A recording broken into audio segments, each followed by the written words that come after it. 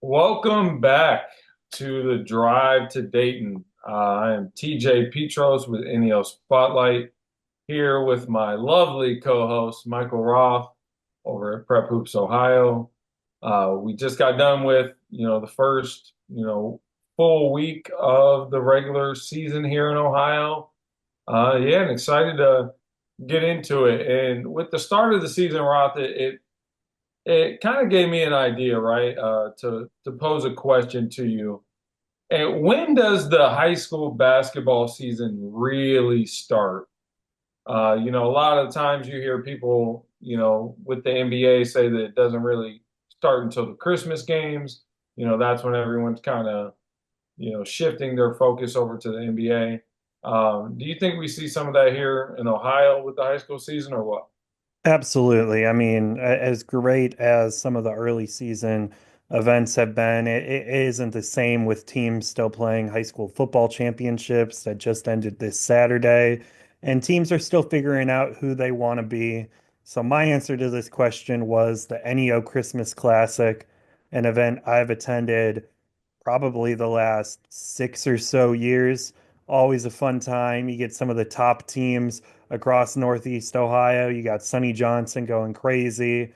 A bunch of media members from all across Northeast Ohio are there. And there's been some memorable games some of the past few years at the NEO Christmas Classic. So that's sort of right in the middle of winter break. You got tournaments going on Monday through Friday as well. I think it's the busiest time of the year for people like you and me. So the NEO Christmas Classic is my answer to when the Ohio high school basketball season officially starts.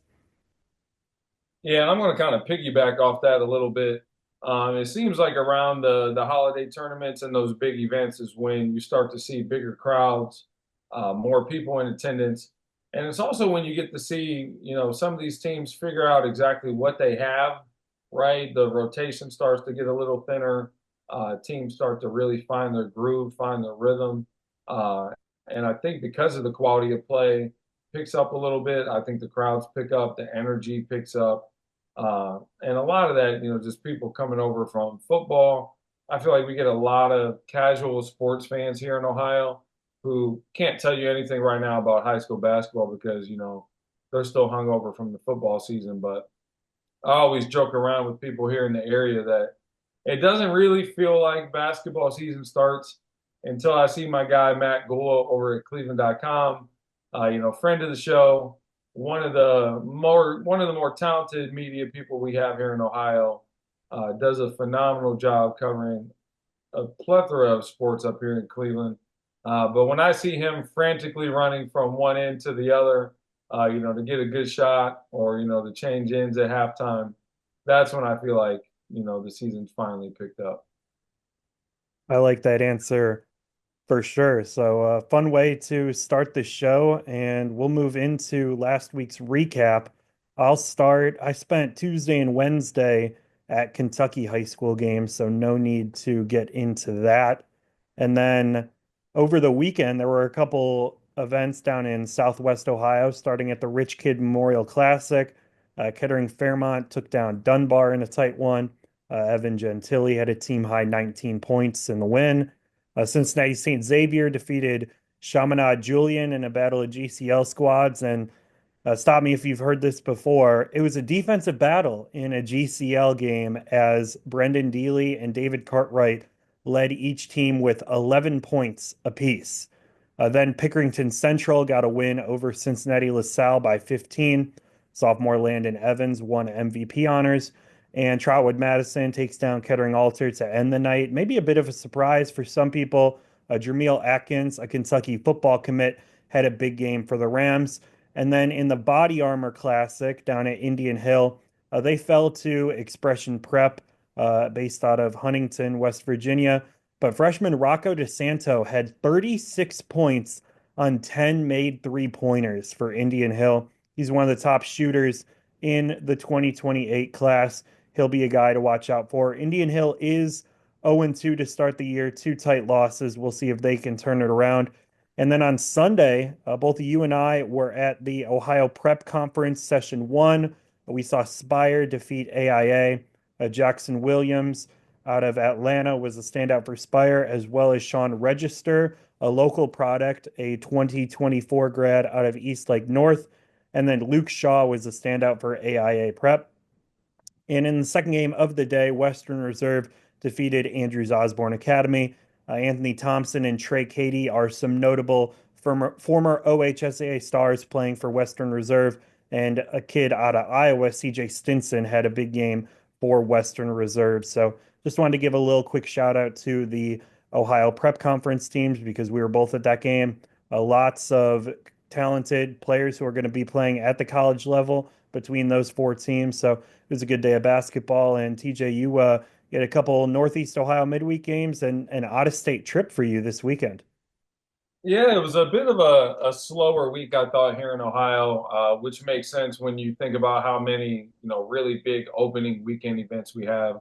A lot of teams were tested early on. Only makes sense, right, to give yourself a little bit of a break, a little bit of, time to gather and regroup, before going through another gauntlet. But I did make it out to Nordonia on Tuesday, where Strongsville used a big second quarter run to knock off Nordonia on the road. Senior Josh Byers, who I'll talk about later on in the show, had a really impressive showing. Strongsville is a team that I was really high on last year. I remember seeing them in district semifinals against Hoban. I think they fell by maybe 4 or 5. Very, very competitive game. But what blew my mind was Strongsville only played like 5 guys last year. It was unbelievable. I mean, there were some games where the bench guys not only they didn't score, they didn't play. So for that team to win as many games as they did, and to play some of these quality teams, they play in a really good GCC league here in Northeast Ohio. So Strongsville looks like another team that's able to maybe capitalize off some of that momentum from last year, led by a couple good seniors. Then I actually made it to Gilmore Academy, which it doesn't get enough credit for how beautiful of a gym that is here in Northeast Ohio. It doesn't hold a ton of people, but that setting was perfect for this game, where Gilmore Academy hosted Hawken, who's like a kind of a bit of a crosstown rival. I believe they're maybe 8 to 10 minutes away from each other. Hawken is really talented, right? They have a really good trio of Deron Hill, Gregory Price, freshman Ice Taylor, who we mentioned last week. But man, just the culture, the coaching, and just the guts of those guys over at Gilmore, man. They picked up a really big win, played well in the second half. There was a sophomore, Braden Titus, who I was a really big fan of, just seemed to be making a ton of winning plays on both sides of the ball. And then senior David Funstein, he was great as well. I believe he finished with a game high 20 points. And then on Saturday, prior to the Ohio Prep Conference on Sunday, I took my talents up to Detroit, man. Got off on the 8 Mile exit. Shout out to our guy, TJ Kelly, up in Detroit. Ever since Midwest Live, in the hand that I've had in that event, it's kind of motivated me a bit to get more to Western Michigan, see some of these Detroit teams, and just kind of get like a better grasp on that area of the Midwest, especially when I have a little bit of a slower week here in Ohio, particularly Northeast Ohio. So, but Roth, I wanted to kind of touch back on a couple of things that you said, particularly with Kettering Alter, right? We were in attendance when they lost to Richmond Heights at the Ohio Valley Hoops Classic, right? They take another loss here at the Rich Kidd Memorial Classic, this time at Centerville High School, right? They lost to Trotwood. And I feel like we did this last year with this Kettering Alter team where, I'm guilty of it. I feel like we both, in a way, hit the panic button a little bit too soon, right? They had a few strange losses early in the season and then a couple that were sprinkled throughout. But yeah, this team just kind of seems to have a tendency to do that and just kind of get better as the season goes on, get a little more healthy as well. So yeah, I'll be curious to see if they can turn it around the same way they did last year. And it's kind of a little bit unexpected this time, right? Considering these guys are all seniors, they've all been to the finish line, they've all cut down the nets and won a state championship. So a bit uncharacteristic, in my opinion, to to take some of these losses, not to the necessarily to the teams that they're playing, but more so how they're losing some of these games. Um, yeah, and shout out to Rocco DeSanto too, man. We saw him a little bit in the spring playing up with All Ohio 15U. Kid, playing on the Nike E15 circuit, which is a big time grassroots platform. He was not shy at all in his time off the bench for them. He would get them up quick and in a hurry, and he made them more times than not. So I'd like to say I'm shocked to see that he had a big game like that, but quite frankly, I'm not.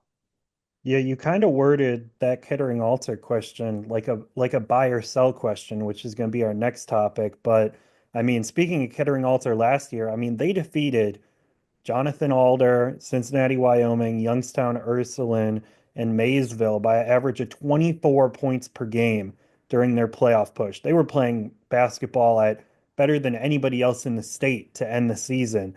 And like you mentioned, they had some weird losses last year, a couple not bizarre losses this year because Trotwood Madison and Richmond Heights are very talented, but doing it by 20 plus points, by 13 points, definitely a little surprising. So we'll see if because they were, I believe, both of our picks for Division Four state champions. So it'll be interesting to see if they're able to capture the state title again. But that moves us into our buy or sell and also listener fan questions. So we'll start with our buy or sell topics. And we spend a lot of time in Cleveland for you. I'm in Cincinnati, so I spend a lot of time there talking about games. I want to talk about some parts of the state that don't get as much love in these questions, some maybe forgotten teams and areas of the state. We're going to start off with buy or sell a Southeast or East District team not named Berlin Highland will win a region and make it to the Final Four, even though the Final Four isn't going to all be in Dayton. We'll say win a region, be one of the Final Four teams in their division. Some of the top teams that are included in this list are Maysville, Minford, Meigs, South Webster, New Lexington, and St. Clairsville. So, TJ, are you buying that one of these teams, not named Berlin Highland, are going to make it to the Final Four? I'm buying. Uh, I'm just a big fan of, the guys over at Maysville. I think they should have a ton of confidence after what they did last season. Picking up a bit of an upset win over Shelby in the state semifinals. Going on to lose the Kettering Alter in the state championship. But yeah, I just love the way that group plays. Uh, and I think it's about time for Minford. I think this is a group that's kind of been knocking on the door, a team that I expected last year to make a really, deep push, potentially make their way to Dayton as well. But I think one of those two teams will definitely make it. And Berlin Highland, right? It's like every year we talk about these guys. And, this year, one thing that really stood out to me was just kind of like the lack of depth I think they have. But even when we had that, that we brought that same point up a year ago, they just have guys step up, guys that, may have not even played a ton during the season. It's like when that thing is just a well-oiled machine, and when it's on and moving, it's moving. Um, so yeah, I will say I think we can expect to see one, if not two, Southeast East teams in Dayton this year. I am also going to agree. I'm going to buy it. A couple teams I'm going to shout out. Meg's definitely a team that people need to watch. I know Zach Fleer saw them early in the season. They got a ton of size. They got four guys standing 6'4" or taller in their starting lineup. Carson Davis is a potential Division One target for Megs, so he's going to be as talented as pretty much anybody they'll run into during their playoff push. South Webster is a team that had a ton of juniors last season. Pretty much their whole rotation were juniors, so they're all back for their senior year. If they can just continue to work and build up team chemistry, they're led by Eli Roberts. They're a team that maybe should have made it to Dayton last year. I mean, they had Berlin Highland almost beat. I think they were up 14 points in the second quarter, and Berlin Highland Shocker managed to come back and win it. And then a third team, I'm going to shout out New Lexington. Isaiah Stevens, one of the top players in the MVL. He was their star quarterback. they had a great football season this year. And usually, with those small town programs, if they got a stud on the hardwood and their football program is elevating, it probably means their school has more athletes than they usually have. And I'm going to bet on maybe New Lexington making a deep push as well, just because they'll probably have better supporting cast next to Stevens due to all the football success they have, assuming some of the same guys are playing basketball. And we'll move over to our second buy or sell question. After defeating Toledo Whitmer, buy or sell Centerville is the best Division One team in the Southwest region. Oh man, I must have got paid this past week because I'm buying again. I think Centerville, and I don't say this lightly by any means, and I'm going to piggyback off something a friend of the show, Verdell Billingsley, said to me in a text message a few days ago. He said Centerville may have the best basketball culture that he's ever seen in Ohio. And I don't think in any way that that's hyperbole or that he's exaggerating. I genuinely think it's the case. And in a year, in my opinion, where the Southwest region is very wide open, I don't think there's any particular team that, is going to really separate themselves from anybody else in Division One. Give me a team that just has the ball rolling, does things the right way, plays together, plays hard. Every single coach on that staff is bought in. You can go to warm-ups, you can just see the way that these guys are invested. Every single game, every single possession means something to those guys. And I think it's evident in, just how much they've won over the last 4 or 5 years. I'm not shocked at all that Centerville turned around and beat Toledo Whitmer, a rematch of the D1 state semis a year ago. Yeah, I think Centerville right now would be my pick for the best Division One team in Southwest Ohio. I think I'm gonna sell it. I really like what I'm seeing out of St. Xavier to start here. I think that Moeller has a chance to hit their stride. We'll see who establishes themselves out of the GMC, whether it's like a Lakota West or a Cincinnati Princeton, or maybe whoever is going to be my team of the week that you guys are going to find out in about 15, 20 minutes here. I'm gonna sell this take, but I mean they're right there with all those other teams. So definitely not mad at you for buying that buy or sell option. But I'm going to push back and see if maybe one of these Cincinnati teams are able to take that next step and start really clicking because Centerville is hot out the gates. And that leads us to our And last. Whoop, yeah, you're good. And with Cincinnati Moeller, right? Like it's a bit of a question mark there. Roman Mason, who was a key contributor on the football team, he's been helping with them. Cooper McCutcheon, Kingston Land, who is currently out with an injury. Right, the Moeller team that we've seen through this first week or so of the season is not the same Moeller team that we're going to see in about a month. So once those guys get healthy and find their groove, I'll be curious to see how they do when they go out of town over the holidays. Definitely Moeller would be a team to keep an eye on. Just a lot of question marks, kind of to be determined there. Just to kind of add some to that.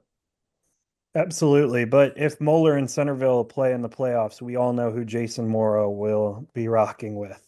And our last buy or sell question. This is kind of ambiguous, so tough to really judge, but the top teams in the Youngstown area, Ursuline, Cheney, Warren G. Harding, and Canfield, are as strong as they've been in years. Do you buy or sell that? Because Ursuline returns a strong core from their Final Four group. Cheney already has wins over Elyria and Barberton.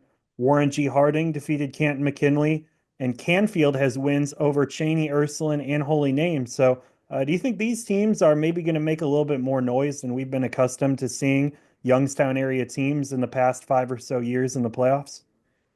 This is a bit of a tough one, man. When I first started really covering the area back in 2015, 2016, and even prior to that, just growing up in Northeast Ohio, getting to see a lot of those Warren Harding teams from the mid to late 2000s.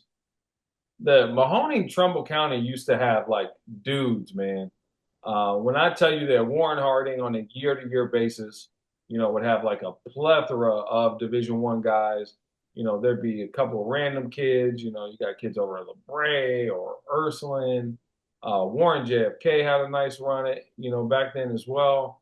Um, so to say that, they've been as good or as strong this year as they have been in years, um, I guess I'm kind of in the middle on this one. I think when it comes down to what I was talking about earlier with just culture, right? A lot of these teams have, winning programs that have won for a long time. And, while they may not have the same top end talent that we've been accustomed to seeing, they have great coaching. They play a really good brand of basketball, and they find ways to win games over teams that don't. I think sometimes we overcomplicate basketball uh, in more ways than one. But culture, coaching, they win you games, man. In the Youngstown area, rich in barbecue food, rich in Italian food, rich in football and basketball culture as well. So I'm kind of in the middle on this one. Got you. I actually am going to buy this one. I got around a handful of years after you, and I haven't remembered there being a time where there's so many teams in Youngstown that I have the itch to want to see. There just hasn't been a ton of talent in the Youngstown area, and it seems like some of these kids in the 2025, 2026, and 2027 class are getting ready to take that next step. And one kid I specifically want to shout out is Chaz Coleman. He's a kid that both me and you are big fans of on the hardwood. He's committed to Penn State for football, one of the most athletic players in Ohio. He's an absolute joy to watch. So best of luck to him throughout the basketball season, and also I'm wishing him well for his college football future because he is a really fun kid to watch. And I compared him when Steve Newton out of Third Coast Hoops, he had a quote saying that baseball was actually Chaz's best sport growing up. And I called him Youngstown Anthony Edwards because he seems to have the same mentality where it doesn't matter if it's basketball, football, ping pong, baseball, or whatever. I got my money on Chaz Coleman being good at that sport and winning. So we'll see how far he can help Warren G. Harding this year. And TJ, you asked the fan question, so I'll let you read off the one response that we got. Hopefully, we get a few more, but thanks to Jeff Nupp for I know, asking the man. first one. Shout out to Jeff, man. You're a real one. I remember you were a big supporter of the show a year ago. We appreciate all the interactions, and anytime you guys decide to click on us, whether you're driving to work, driving home from work, or just sitting relaxing at home. But Jeff asked a question, um, and it's interesting because I think it's going to show our age a little bit, and how long we've been around. But Jeff asked us, what are your thoughts on how different the district and regionals will be at the Columbus Fairgrounds and how it's going to impact the games in the Aura? Um, since I've been covering the state of Ohio, I started around 2017, 2018 is when I branched out to Columbus, Cincinnati, and Toledo. Prior to that, I was covering just Northeast Ohio for about 3 or 4 years. I've actually never seen a game at the Columbus Fairgrounds. Um, I know that's probably a shocker to many, um, but I've heard so many stories, whether it be in the group chat that we're in, with the 270 guys. They've been campaigning behind the scenes for this for a few years now. And I'm glad they're getting their wish. I've seen a few pictures of the fairgrounds recently. I think it's awesome. I think it looks like a really cool, unique venue. I guess I'll be curious because I actually enjoyed Ohio Dominican. When they would host the district finals, I know a lot of people had some gripes about the gym not being big enough to hold as many people, and rightfully so. But I will say when Ohio Dominican is sold out uh, and those crowds are getting into it, those district final games are that's one of my favorite days throughout the whole high school season. So I'm kind of, in a way, this is a little bit bittersweet for me, right? Saying goodbye to Ohio Dominican for some of these district finals games, but um, I'll be curious to see what the Columbus Fairgrounds looks like. Whether it's a venue that's too big, right, for these kind of games. If it's just right, how the fans, how the people will respond to it. Uh, I don't even know where the Columbus Fairgrounds is at, if I'm being completely honest. I wouldn't be able to point it out on a map. I have no idea either. People will not be shocked that I have never been to a game at the Columbus Fairgrounds. That's definitely showing my age, but I'm excited. I mean, it looks like a cool venue. Definitely going to try and make it there for at least 1 or 2 days of playoff action. It's always fun to see the Central Ohio teams in the playoffs. Like you mentioned, that district final Saturday that's been hosted at Ohio Dominican is one of the best basketball days of the year throughout Ohio. So, it'll be interesting to see how not only the Columbus Fairgrounds host these games, but also how the schedule works out because we're not going to have the same district final atmosphere with the seven division format. It's just not going to be the same quality of basketball, quality of teams at that round. So I'll be curious to see how they sort of work that out as we get closer to February and playoff time. So now we will move over to our what to watch segment for this week. TJ, I'll let you get started with your game of the week. Man, shout out to Coach Stacy and Toledo Whitmer. I feel like these guys have just been, putting themselves through an absolute gauntlet to start the year, right?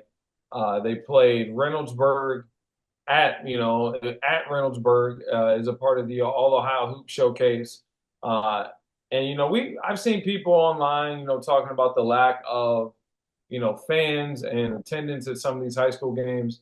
And more times than not, that does ring true. But I will say that game was a big time environment. It almost felt in some ways like a district or a regional type game.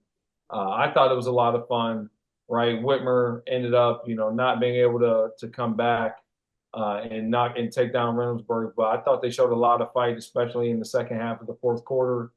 But man, then they turn around, they host Centerville at home, and then now they got to host Lima Senior this Tuesday, right? Lima Senior, one of, if not, top three or so talented team in the state of Ohio.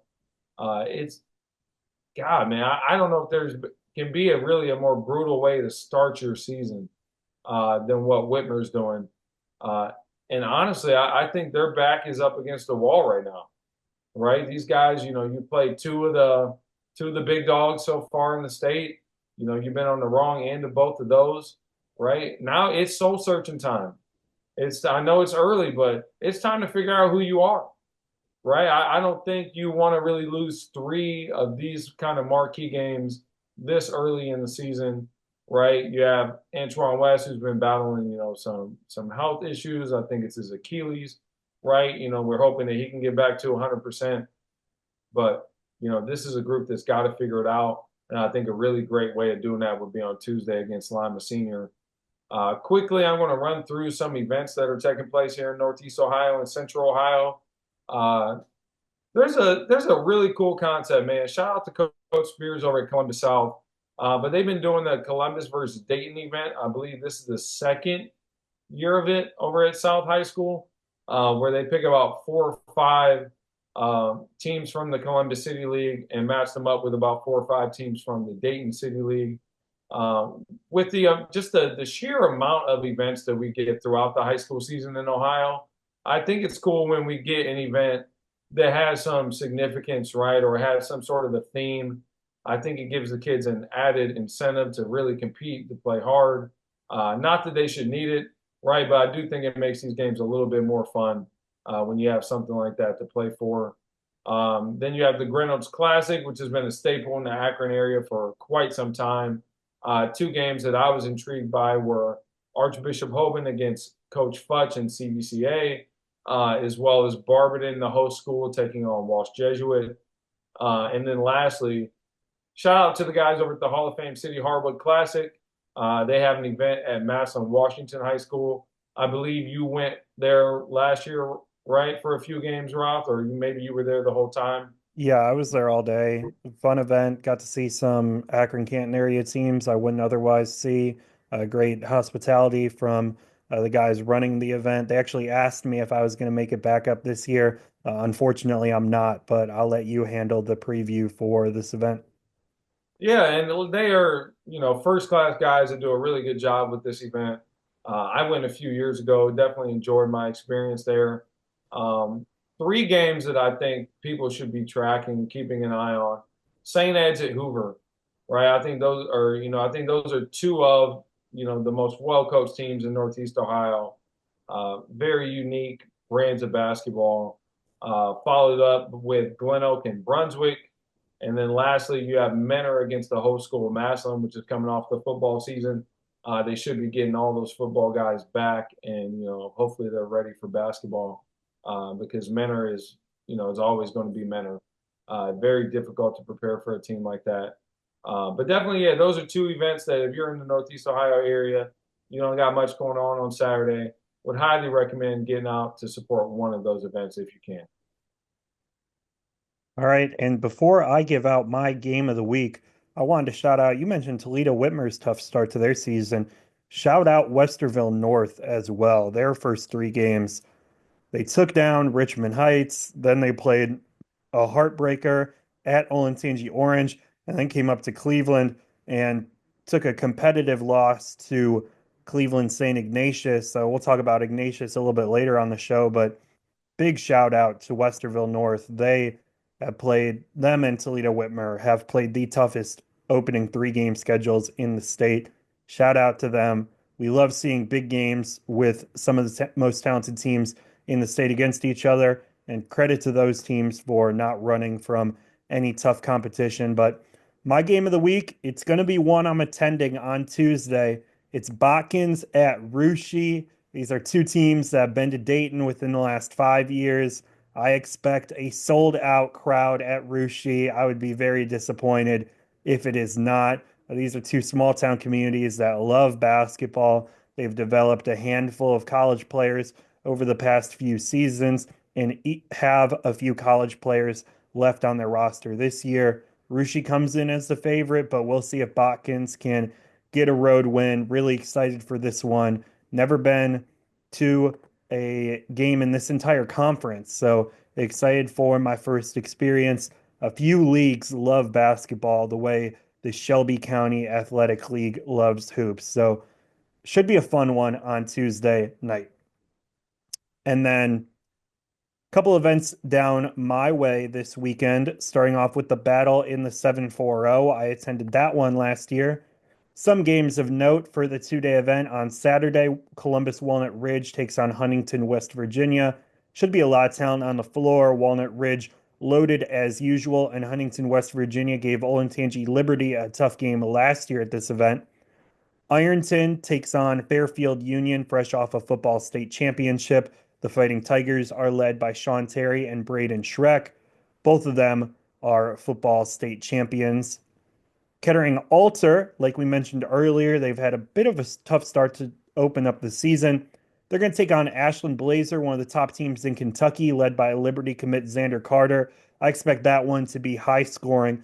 Bunch of three-pointers attempted. Should be a fun one for the neutral fan to watch. And Fairland takes on Eastern Brown to end the night. Brody Buchanan, a Rio Grande commit, is a name to watch in that one for the Dragons. And then on Sunday, Minford duo Miles Montgomery and Bennett Kaiser are back in action versus Hilliard Davidson. They lost to OCC squad New Albany last year at this event, so they'll be trying to get some revenge against a different Columbus team. Another game that has a bit of a revenge factor.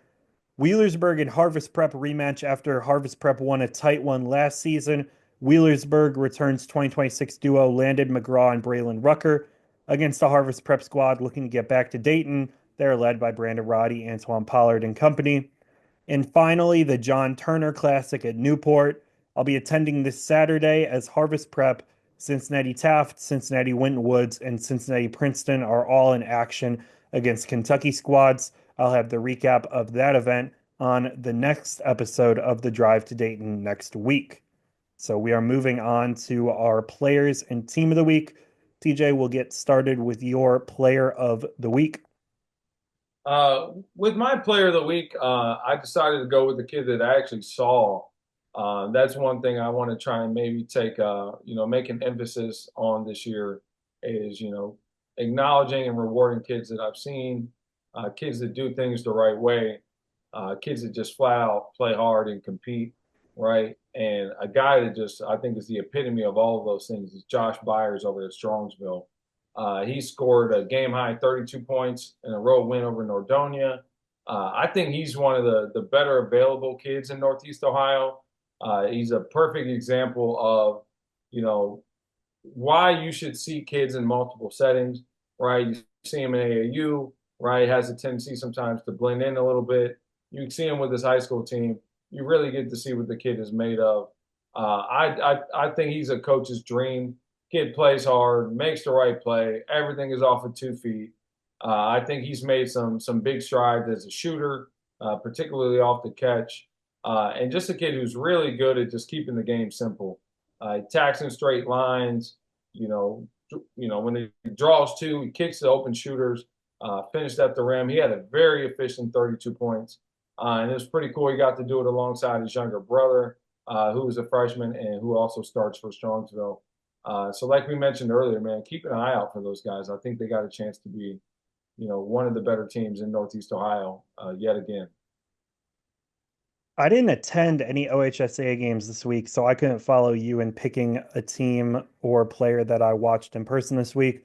But I went with Sam Stalzer from Marymount.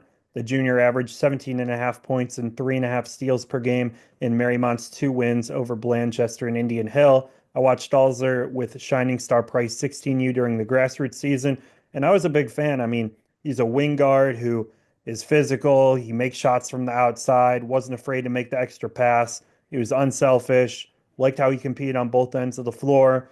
Marymount won 19 games last season. They could be a sneaky team to watch in the Cincinnati area this winter. And then for my team of the week, I went with Cincinnati Fairfield. The Indians started their season with a 19-point win over LaSalle. And then on Friday night, got an overtime victory thanks to a Gabe Clemens buzzer beater to knock off conference rival Oak Hills. The senior trio of Michael Lewis, Davion Krim, and Gabe Clemens have been fantastic to start the season. They're averaging 21, 15, and 13 points per game, respectively. Clemens is also averaging 9.5 rebounds and 3 blocks per game to open up the season. So, shout out to Cincinnati Fairfield on a fast start to their year. TJ, who is your team of the week? Oh, I figured, man, with Roth, as much love as you give to Fairview, as much love as Stubbs always gave to the guys over at Pick Central and St. C. I'm showing some love to one of my Canton guys, man. Shout out to Coach Chet Harper over at Alliance High School. The Aviators went 3-0 this past week, and they picked up really big wins over Glen Oak and Northwest, two teams that were ranked in the top 10 in Stark County, alongside a win over Salem. Junior J.R. Jackson is a kid that not many people in Northeast Ohio are going to be familiar with, right? Alliance is kind of out of the way. It's not in like the greater Akron or Cleveland area. But this kid can flat out score the rock, right? He had 30 points in the comeback win over Northwest, and then he had 18 points to help lift Alliance in a win over Glen Oak, including 12 points in the first quarter. Really dynamic lefty guard, gets downhill, makes shots off the bounce. I know Coach Harper has been really high on him for the last year or so. He's been singing the praises of sophomore Sam Hayes and another guard, Cam Burton. Man, Alliance is a team to keep an eye on. They had a pretty slow start to the season last year, and they ended up making it all the way to the district. I believe it was the district final. They lost to Bill Angel St. Joe's in what was like a double overtime game, right? So, Alliance, keep an eye on them over there in Stark County. All right, and before we get to our guest, TJ, I'm gonna have you do your Division One and small college alumni spotlight player of the week, so then you can invite our guest while I recap my Division One and small college player of the week. So the floor is yours. Sounds good. For Division One, I went with Chase Walker, former St. Charles grad who's now at Illinois State. Right, he finished with 22 points on 7 to 13 shooting from the field, plus 11 rebounds in a win over Pacific. He had 16 points and 6 rebounds in an overtime loss to Belmont just a few days prior. He's averaging 14 points and 6 rebounds on the year so far. And he's making what a lot of people call that sophomore jump. I don't think people, especially the average fan, realize how difficult it is for freshmen to really play at any level of college basketball, whether D1, D2, D3, NAIA. It's just very difficult across the board. So a lot of guys kind of take their lumps early, right? And then figure things out down the road. And I think Chase is kind of figuring things out sooner than we all expected him to. And he's been great so far for Coach Pete. Uh, and shout out to Chase, man. He was a kid that when I would go to games in Central Ohio, I would always see Chase in the crowd. Chase didn't have a game that night. He'd be over there supporting his friends. And it's just nice to see that, kids get out of the house, kids just being fans of the game. Unfortunately, we don't see that nearly as often as we used to. So shout out to Chase. It was always a pleasure talking to him. And it's really awesome seeing him having the success that he has. And speaking of kids who, are contributing early, right? And I just talked about how difficult it is, right, for freshmen to get on the floor. Shout out to Sam Johnson. Kid was at Worthington Christian, graduated last year. Was a really good player, led them all the way to the regional semis before I lost to Margaretta. In 8 games at Cedarville, Sam has started all 8 games. He's averaging 15 points, which is second best on the team, shooting 56% from the field, 40% from three, also pulling down a team high 6.3 rebounds a game. Shout out to the staff over at Cedarville. I think they did a good job evaluating here. Sam was a guy that wasn't really high up on a lot of D2 boards. And I think some guys, including myself, right, going to kind of be kicking ourselves in the butt over this one. Just a big physical kid with a mature, college ready frame, right? I heard he stretched out to a legit about 6'7" now. His body looks better, right? He looks a little more explosive athletically based on some of the film that I've seen. So shout out to Sam. I tell people all the time when we scout and we evaluate, we really only see the tip of the iceberg of what these kids are going to be, right? We don't know how their bodies are going to develop. We don't know, right, if they want to get better. I think that's a huge thing, right? When you go to college, how bad you want to get better, right, is going to determine how good you are and how successful you are. And lastly, you got to learn to fall in love with basketball all over again when you get to college. You're pulled in so many different directions, right? Whether it be social, academics, all the travel, right? Just trying to, get your life together, especially for the freshmen and sophomores. So shout out to Sam, man. That's not an easy adjustment to make, not only from a basketball standpoint, but just from a life standpoint. And he's killing it. So shout out to Sam. He played for Coach Andreas James in the Nova Village. And those guys always seem to do better in college than I think we give them credit for. So shout out to them. I echo your thoughts on Sam. I actually got to see Sam in person this week.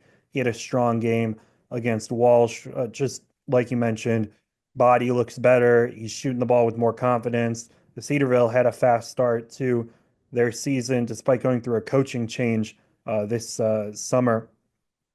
My Division One Alumni Spotlight Player of the Week is Colin O'Connor, a Centerville grad who also took a post-grad year at Western Reserve Academy.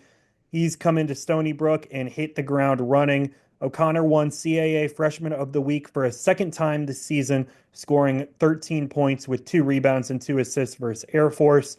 He's a kid who's taken big strides as a shooter for Stony Brook as a freshman. And one thing O'Connor always did when I watched him was he defended the ball at an elite level. That helps you get on the floor early at the college level, and he's having a great start to his career at Stony Brook. My small college player of the week, I went with a guy I saw in person, Aiden Carter, a Fremont Ross grad from Walsh. Their overtime thriller between Walsh and Cedarville saw the Cavaliers win 75-73. Carter scored 19 points on 8 of 13 from the field and also scored 17 points in a loss to Findlay later in the week. Carter is a kid who is an extreme athlete. He can play above the rim. He's confident on the ball, attacking closeouts and playing in transition. He's one of the better underclassmen, in the GMAC. And also shout out to local product Zach Odo, who has been a standout for the Cavaliers as well. He hit some big shots against Cedarville as Walsh is going for their fourth consecutive GMAC regular season title. Welcome back to the Drive to Dayton. Once again, you have me, TJ Peatross, and co-host Mike Roth. We are joined by a special guest today. We appreciate the big dog taking time, to come down here to hang out with us little pups. Cut Want it to do out, please. Stop it. want to do a quick introduction for this guy, man. Give him his flowers, man. That's one thing we're big on here at the Drive to Dayton. Giving guys their flowers while they can still smell them. So we got the 24th head coach at St. Ignatius, right? He's in his fifth year as a head coach, already a four-time district champ, three trips to the Division I Final Four, which is no small feat in itself. One-time state champion, former college coach, right? He was a Dobo at OU, assistant coach at Northwood, where he also had a playing career. And man, people don't like to talk about this, brother, but you were top five in Division II for assist to turnover ratio, 2 different years. I think that's big time, man. So I know them poor dudes at the Lakewood YMCA, man. They don't know what's coming for. But I appreciate you, man, for coming on the show, joining us here for a little bit, being our first guest on season 3. So, Coach, man, talk to us. How's the first week of the season been treating you guys? Well, first, I want to say shout out to you guys. Your show has been incredible. I watch like every one. I'm tuned in, man. You guys have done a tremendous job over the years. And so credit to you guys for covering the state and covering us and being at our games and shouting our guys out, whether on your scouting services or on social medias. It's been huge for our guys. So thank you. And thank you for having me on. Start of the season's been good, man. We're 2-0. We had a big win on Saturday over Westerville North, a really, really good team out of Columbus. It was our first home game, so it was the home opener. And, I was very interested to see how we would step up to the challenge. Obviously, Westerville North was coming off a big win over Richmond Heights, and then a very close game with Alumni Spotlight, another really, really good team. And they were right there at the end. So I knew that they were going to give us their best shot and coming in and expecting to win. And so I knew it'd be a good challenge for our young group. It's funny that you said that about having a young group. It seems like every year, like clockwork, right? When June comes around and, it's the team camp stuff or whether it's Midwest Live or, wherever I'm catching you guys, there always seems to be about 4 or 5 kids, right, that were not on varsity the year before, who are just immediately have to step in and be key contributors. One thing I think is, especially difficult in today's climate with social media and, just the unrealistic expectations sometimes from kids and parents. Like, how do you get those freshmen and those JV guys to, pay their dues, wait their turn, and then, sometimes, all the way to their junior year, before they're really seen as, contributors on the varsity level? Yeah, we get guys to buy in, and we're realistic with eighth graders coming in ninth grade that are really really good players. We tell them like, listen, our program is competitive, and you may not play varsity right away here with us. If you do, great. You're gonna have to beat some guys out. I'm not afraid to play a freshman if he deserves, and there's minutes for him. But I always tell them freshman and sophomore year, unless you're the elite of the elite, college coaches aren't really recruiting you. And if you're not getting meaningful minutes with us, like let's not waste that time. Let's get some valuable reps. You may practice with us, but let's get some real game reps. And when you're a junior, senior, now you're really ready when the recruiting really picks up. And it's also a testament to just kind of like the talent that you have within your program. I remember when Moeller was on that run, the last team to really well, they are the last team to repeat. I remember, talking with my father, and they would talk about how these guys would be coming up from JV. They wouldn't play varsity as freshmen, sophomores, but then their junior year, they're ready, right? And that's kind of how we looked at it as, we're young in the sense of experience, but we're not young as far. We got a good balance of seniors. We got 9 seniors, we got juniors, so we're not young as like it's a bunch of 15-year-olds out there, but there's a lot of guys that's just this home opener was their first varsity home game. So that takes time. And so, but we're excited, but the talent is there. We just got to continue to get those game reps. But it's just being transparent. with everybody and making sure we're all on the same page and that it's a journey, not it's a marathon, not a sprint. And it's, with your guys' schedule, right? I mean, it's not very many nights off for these dudes too. So not only are they, playing, their first like meaningful varsity minutes at times or, their first varsity games in general, but I mean, they're being thrown immediately into the fire, right? That game at, at Warrensville, looked like a really fun environment. Man, I saw a video during the JV game where it was nearly sold out, right? Right. Nuts. And and then you guys turn around and host Westerville North, who's top 5 team in Columbus this year, right? So yeah, it's interesting. But one thing I will say, about losing, a lot of guys, right? You do bring some seniors back, some guys that did play, but you feel less pressure, right, after winning your first state championship that so many of those guys are gone, right? And now you have a new group who hasn't been there before. Does it feel like a clean slate almost? Yes and no. I think the blend of having Damon and Quinn, Damon Fryery, who's a senior, and Quinn White, who was a senior, they started for us. They were our leading scorers last year, even though, like, I tell people, we're kind of like the Celtics, where you just didn't know who was going to really get you. Because even in the state championship game, Damon and Quinn, out of our starters, had the least amount of points.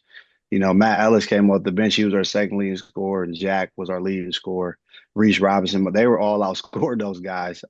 But having those two, and even Carly Johnson, he played in that state championship game. Those three keep it as where there's still some similar, obviously, blend of both teams because those guys were such huge parts. I wouldn't say it's necessarily less pressure. It takes a little bit, I think, from the expectations, a little bit of like we lost a lot, but people know we're still good, but they're not like if we brought all those guys back, right, or more, they'd be like, oh, you guys have to be a shoe in, right? So we're not getting that, but I think people are expecting us to remain, somewhere at the top, and that's what we want to hope to remain at the top. And our goal is to become the fifth team. I believe it's the fifth team to ever repeat in Division One. So we understand the challenge, and it's going to be tougher than it was last year, but we're excited for it. Yeah, you mentioned your two Division One commits. I'm curious what the journey has been like. It seems very different between Damon and Quinn. Damon came in, I watched him for the first time, 15U, and he was a kid who I assume played all JV and freshman when he was a freshman, and he had a ton of potential from a young age, shot the ball. He's also very young for his grade. And then you look at Quinn, who was a kid who had sort of a slow start to his Ignatius career because of a football injury he suffered. So, just what has been their journeys like as their coach and eventually getting them to signing on the dotted line to becoming Division One basketball players? Yeah, it's been awesome. Just to see, Damon, obviously he's this kind of 6'5" kid in eighth grade, and you knew he was talented. And our conversations, obviously, Damon, I know everybody, oh, you just recruit like all of our guys went to Catholic parochial schools last year for except for Reese and Carly, who moved in from out of state. But a lot of these guys go to a lot of Catholic grade schools in the area. And when Damon was looking at our school, one of the things that he talked about is he wanted to play Division One basketball, and so we had those conversations like, hey man, like, well, if that's your dream, then let's get you there. And now seeing it obviously come to fruition is pretty special. Like I said, you could see the talent. It was just really getting him there, getting him stronger, getting him to grow in his body. He was always going to get a little bit more athletic naturally, and then just making him more than just a shooter. Like he just had 27 points the other night, and he didn't hit a three, and that's a blessing to see because for a long time it was if he scored a lot, he probably was hitting 3 to 4 threes, and so getting him to just be a total all around good basketball player, and I told him all the time like don't just settle, man, like show your game. Like last year we had so many conversations like show your game, attack closeouts, play at the rim, score around the rim. Like, don't just if the three isn't going, you can do so many other things, man. Go get you offensive rebound. Like those points count too. And then Quinn, obviously, he came into school. Quinn has had a lot of family that went to Ignatius. His brother was there on our team last year. His father went to Ignatius. He's got uncles all down the line. So he's always been Ignatius. But he was always a celebrated quarterback. Like, didn't lose a game all of his grade school career. And so he was going to be like the next best Ignatius quarterback. That's what it was. And he almost started as a sophomore, and then he got hurt in the varsity game. And that put him out of his sophomore varsity basketball season. And then he blows up in the spring, and now his total trajectory of football and basketball flips. And so then he gets hurt in football as a junior, the third game of the season, and at that point he's got 6, 7 Division I offers for basketball, and him and his parents just made a decision. You know what? This is going to change. Because if I would have asked him as a freshman, he probably would have told me he was going to play Division I football, not basketball. Yeah, that's Coach, crazy. yeah, that is wild, and it was pretty cool to actually see it happening too, man. Yeah. I remember I was out in Spiece. I want to believe this was May. It would have been what 2023 when he was playing 16U, I think, for the Ohio Buckets, and I mean that's like it seemed like that's when the tear started, man. He was lighting up shoot teams like almost on a weekend by weekend basis. But just kind of speaking on the talent that you guys have, one thing I've always wondered, you have oftentimes it seems like between 7 to 10 college guys, right?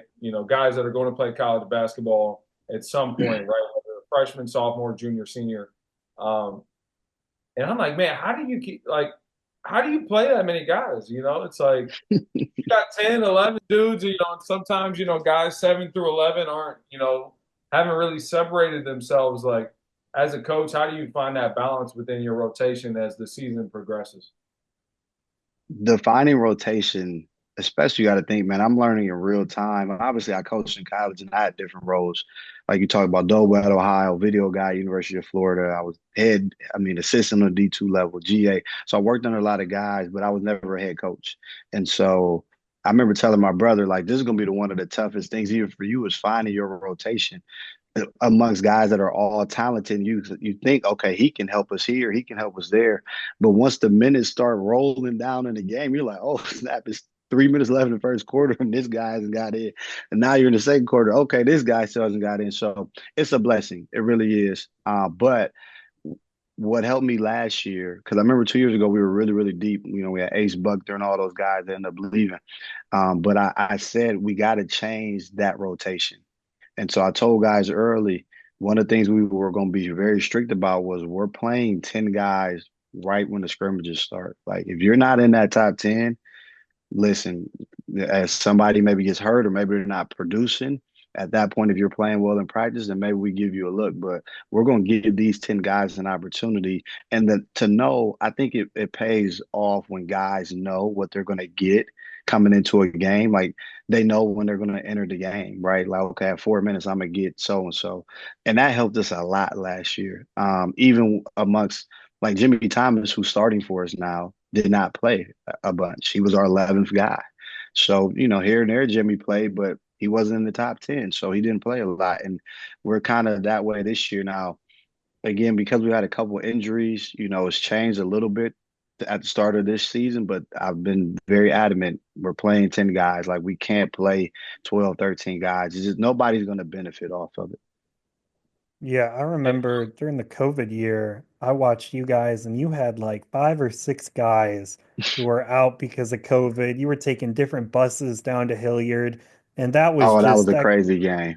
yeah, I mean, that's the whole season was insane, but I don't know if I saw like a crazier rotation, like shortage than what you guys had against Hilliard Bradley that game. Just And it was a 3-point game with it like was 2 minutes tight. left. Yeah, absolutely. Credit to them. We Before, lost Henry on the way down on the bus. The yep. funny story about that is they told me later Henry was actually fine. It was our other big, Will Yontek, who was actually sick, did not say anything, and went and played. We really should have dropped Will off at the Lodi outlets. We dropped Henry off at the Lodi outlets. And we also had 2 kids that didn't come. It was crazy. But they told me afterwards, Will's like, yeah, coach, I was basically throwing up, but I wanted to play. I'm like, oh my gosh. Like, but I love those two. I love those two to death, man. shout out to Henry and Will. Coach, one thing that it's interesting, we brought up that COVID season. I'm curious to get your thoughts on this. This is something that me and Matt Gould talk about almost like on a year-to-year basis, it seems like now. But it seemed like COVID set like a weird precedent, right, where teams are dropping games, not really honoring their contracts, right? You're scheduled for a home and home. After 1 year, a guy says, "Hey, we can't play you anymore," and they go get something else. It seems like there's so much fluidity now within everyone's schedules, which is hard for me, as a member of the media to kind of keep up with. How much of that have you guys seen? Are me and Matt making this up, or is this something that you've been kind of feeling as well? No, no, no, not making it up at all. I mean, I kind of laugh when I still get the emails about people looking for games or games getting dropped. That's very different. Obviously, I was only a year in, but that didn't happen obviously before COVID, and ever since COVID, it remained to continue to happen. Obviously, it's kind of got a little bit better each year, so it's getting back to maybe normal in a way. But I mean, listen, I'm not throwing anybody under the bus, but there's a couple of teams that still owe us some home games from COVID. But listen, I'm not here to point fingers, but there's two teams out there that know they owe us home games. So we'll see what happens. That's funny. And my last question, Coach, last year I picked you guys first in my preseason poll, and a lot of Instagram experts thought I was crazy for that one. So shout out to you guys for winning the state title, making me look smart. I was kind of wondering, I picked you guys fourth this year. Did you see that? Any of your players mentioned that to you? Was that something that was sort of brought up? Like, hey, people are doubting us this year. We aren't the top dogs like maybe you were thought of last year, and people are coming for the spot. So I think it's twofold. So I think like I respect your opinion, Mike. So you got a job to do. So I wasn't like, oh, forget Mike, get him out of here. Even though I remember that Jackson pick in the regional, but I just thought you were Oh, trying to spice some things up. But no, like I know the guys they said a little bit, but not a lot. I mean, in my mind, here's how I look at it. I still feel like we're the best team. And I feel like we're going when we play somebody, like we still are the defending state champs. So people are going to approach us as the best team, regardless of how the rankings may look. That doesn't mean that the other teams aren't deserving of their rankings. I think they're all good teams, and obviously we lost a lot, right? But I still think we're really, really good. And as I tell everybody, like, hey, we got a big target on our back. We're trying to do something that hasn't happened a lot. Most of the last time I said last time a Northeast Ohio team repeated in Division One, none of you guys were even born. That was Cam McKinley, right? With Raymar Morgan, all those guys that I had to play in high school with. Shout out to Coach Weatherspoon and Raymar and those guys. Even though I had to play them on their senior night, it was terrible. We got destroyed. But nah, we're looking forward to it, man. I'm excited about the young guys that people don't know about. Like RJ Jones just had 19 points the other night. I mean, he's my brother was at the game. He was really impressed. He's a Big kid I fan. believe. Huh? So I'm a big fan. Yeah. I think R.J. Jones and Alex Mack are two guys that I think have breakout junior years. Both I thought looked really good in the fall. Had even improved quite a bit from when I saw them in June. You have a couple freshmen I'm excited about too, with Denahi Melton and I believe his name is like Carlos Vaughn Jr. Yeah, Carlos Bond, yep. So Denai actually guys played a that little bit good. versus Westerville. We threw him in the third quarter. Um, Westerville's guards are so quick, man, and that's probably one of the bigger things. Like everybody, oh man, you lost Reese and Sam, and obviously we were huge and we were athletic last year. But one of the things I feel like our team is still big. One of the things I feel like we've lost is speed. Jack Zapolnik fast.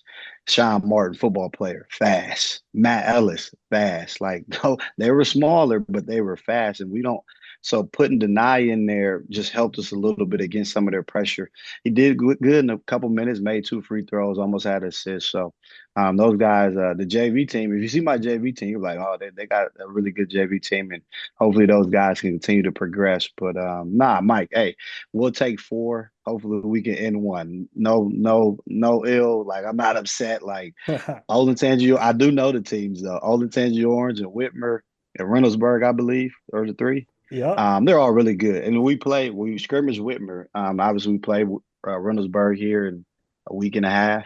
And then we'll play Alumni Tj here in about a month. But we got a tough St. Joe's team to worry about for on the road tomorrow. They're a good team. They got a lot of guys that have been playing varsity for a couple years now. And then Friday we got the number 2 team in the country in Gonzaga Prep. So at their place, so it doesn't get any easier. So we're excited to continue to just, compete against the best. Yes, And sir. coach, one last thing before we get you out of here. There's a lot of people in Northeast Ohio and Ohio in general, right, that have basketball ties, that come from basketball families. Uh, it's very rare to see, a situation that you guys are in, right? You're the head coach here at Ignatius, your brother head coach over at Duquesne, right? Your dad's still, over at St. V. Hey, how competitive is the family group chat, man? That's what I want to know. Is your It's not wife as keeping it, you guys like what's going on, man? Talk to me. it's not as competitive as you think. Obviously, because me and my father are on the same level. Obviously, Drew is just getting started in college, so it's more just throwing stuff back and forth and really appreciating the moment of all of us being the head coach at one time. I'm sure it's really special for my father and credit to him. Obviously, we learned under him first, and he showed us the way.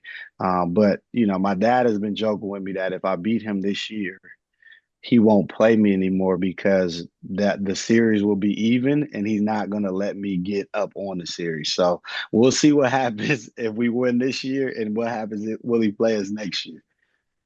Yeah, well, we'll find out in a couple of weeks, man. I appreciate you, coming and hanging out with us for a little bit. This is the drive to Dayton, and we will see you guys next week. Thank you for Peace. having me, fellas. Honor, honestly. Thank you, Appreciate Coach you, brother. Joyce.